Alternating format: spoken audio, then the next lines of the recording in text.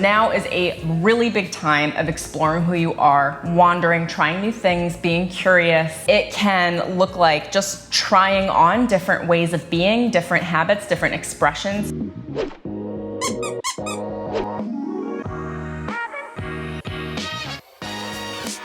Time period is robust. So I'm just gonna run through some themes. The first one that's coming up really big at this time is there is huge transformation for all of us. Right now we're being invited to let go of everything that's no longer serving us, no longer working for us, ways of being, habits of acting, thoughts, beliefs, even people. You know, you are being asked to shift.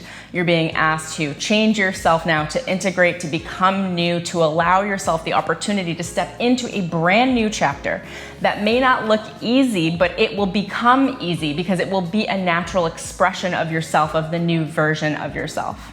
But with the transformation means there's a huge death. There is a phoenix rising period that's coming, but in order for the phoenix to rise, the phoenix first has to burn up in the ash, and there is absolutely nothing comfortable about that. So my heart is reaching out to every single one of you guys, and for those of you that are feeling lots of anxiety, a depression that feels like it's onset and it doesn't usually happen like this, and it's a little too long, and you feel really angsty and you feel like you're in your shadow a lot. You are cranky a lot. This is normal. You're feeling much more human than is typical for someone that is a starseed or in an awakening process. Like, I know you guys are all doing the work, but right now you're probably feeling like it's a little too much. Like there's a little too much darkness in you that's coming out and being expressed, and you're wondering where the F it's coming from because it's not supernatural for you. You got over this stuff eons ago. By eons, maybe months or years, but you're not usually like this.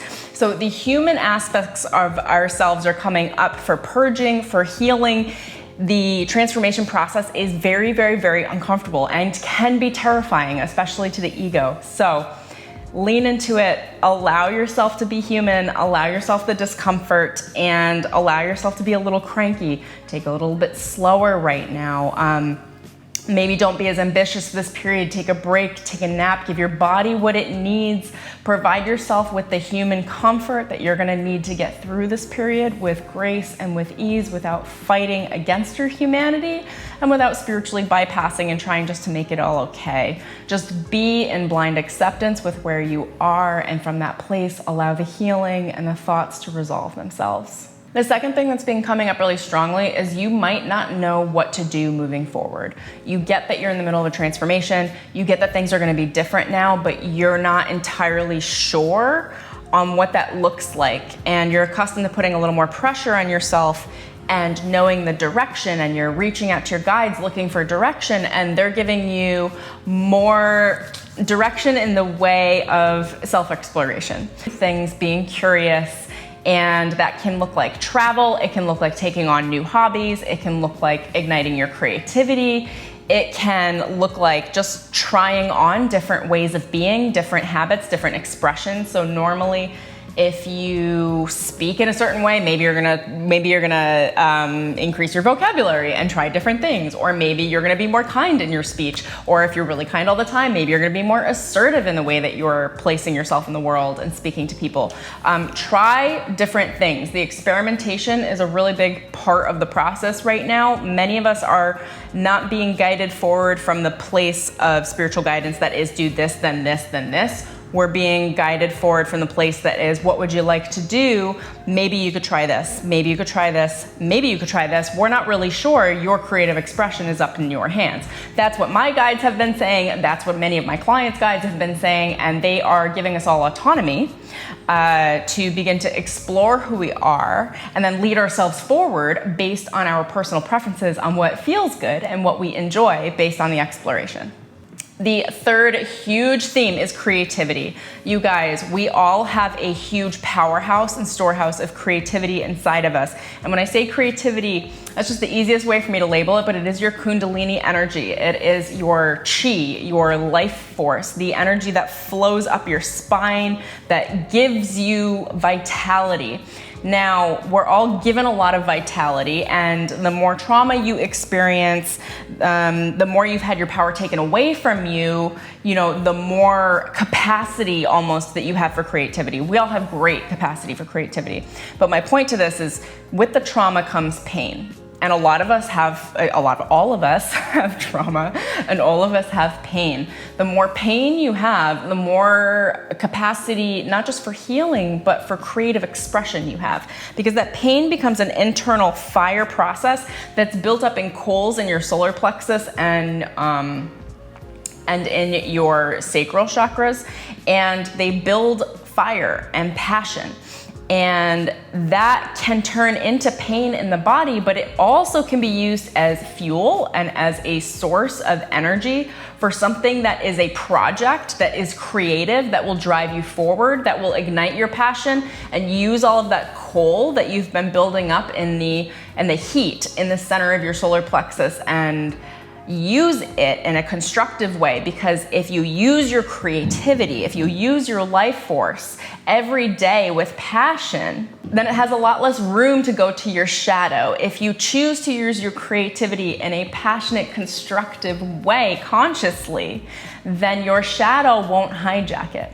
However, if you don't choose to use that creativity and you sit back and you don't express yourself, then you default to shadow expression, and your shadow will begin to express itself behind the scenes. That looks like manipulation. It looks like games. It can look like a lot of negative mental activity. It can look like self-sabotage. It can look like a lot of different things. And we assume that that's just part of the human experience, because it is, but really it is just a non-constructive use of creativity, of Kundalini energy. So I encourage you to harness your creative force, harness your creative energy, and find many things to express yourself creatively in a really constructive way, so you can begin to teach yourself how to integrate and use that energy so that it does less destruction of your life and does more leading of yourself forward to experiences and feelings that you prefer, because you are inherently creative. You're creating, you're expressing yourself through using the life force to build your life, to build experiences that you have preference for and you enjoy.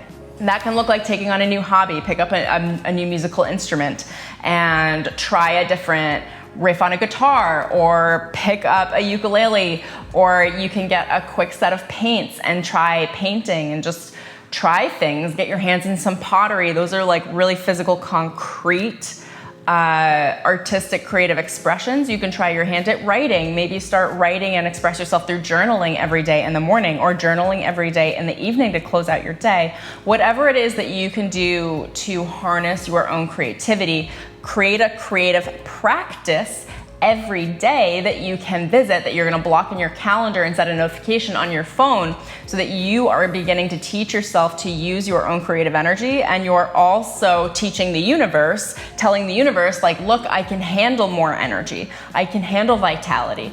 I can handle positive experiences. See, I'm using my creative force in a really positive way. So I'm an active creator. So give me more energy, give me more fun experiences, so that I can create alchemy with them, so I can do something fun and create something new. And that's kind of the game here, is like, what can you create? What can you create on Earth? How much fun can you have?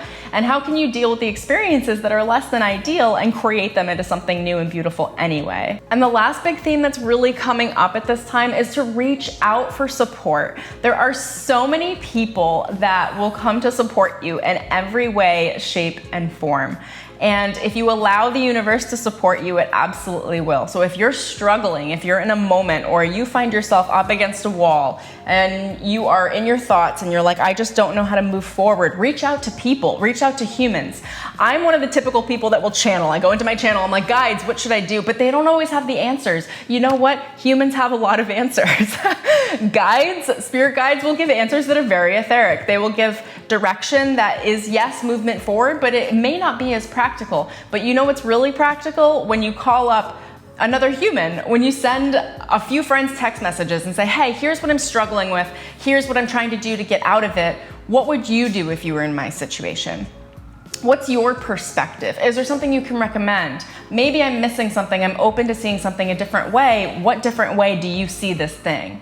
Do you have any suggestions? And what's really beautiful about that process is you're asking someone else to see from a facet of their own perspective, from their own inspiration, their own life experience, to look at you and give you some of their own experience that you then get to discern whether or not it works for you. But the point is, when you're in your way and you're stuck mentally, the easiest way to get out of your way is to send a couple of messages out to a couple of friends or family, loved ones, etc. And you're not asking for an opinion, you're asking for their perspective, with the knowledge of understanding that their perspective is theirs, not yours, and you don't have to take it, but the act of receiving that perspective can give you an entire opening to an entire another way of thinking, an entire another way of consciousness, which will help dislodge your own problematic area of being stuck. Because introducing a new flow of energy and a new flow of consciousness or ideas literally unsticks the thing. It creates your mind into a different pattern of thinking. It's very easy. So I highly recommend that. There's been so much support. I've been reaching out to a lot of people. A lot of my friends and clients have also been doing a lot of outreach. And right now we're being called to support each other, as conscious beings. Not that we're not usually, but it's just much more prevalent right now because we're all going through so much deep integration, integrating our spiritual aspects and selves into our humanness right now, that so many of us just need a little extra support, a little extra hey, I might need a pat on the back. I might need a hug today. I just need a friend to talk to. I just want to get out of my way. Can you be there for me for 10 minutes or 5 minutes? Those conversations are going to be really great for you. Reach out to other people, allow yourself to have that support, and this will be a really beautiful way of you realizing that the universe is here. It's here for you. It's always here for you. The love is always here, and sometimes all you got to do is pick your head up and realize it by asking for it. We are all stepping into a new beautiful chapter, and I know that it's been really challenging for you guys, many of us, myself included, to step forward and start creating this new chapter from a place of conscious awareness.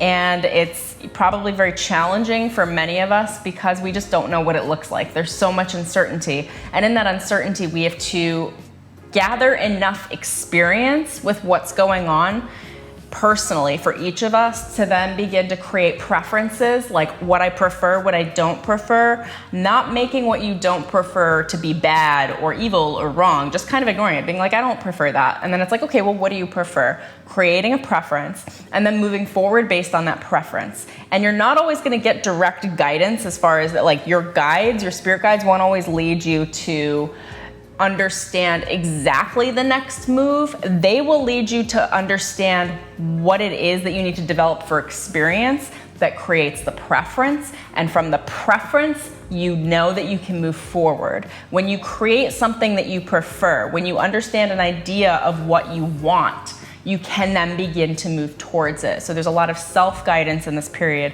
that's really picking up. Just see yourself creating preferences, be okay with this process and where it is right now. There's so much uncertainty, but the certainty is that you know that you can trust in the moment, because you can also trust in your ability to create your preference and your ability to have a response that you prefer based on what it is that you experience. I hope that all makes sense. Thank you so much, my loves, for joining me. I look forward to seeing you in the next video. If you enjoyed this video, I think you're going to enjoy my video called What Are Ascension Symptoms? Sending you so much love and integration. And if you guys need any spiritual guidance and support, feel free to reach out to me. I'll leave some links down below, as well as if you're looking to read your own Akashic Records, I'm going to be opening up the Akashic Records Immersion program. I'll leave a link in the description below where you can get a promo code. All right, see you later, guys. So much love. Bye.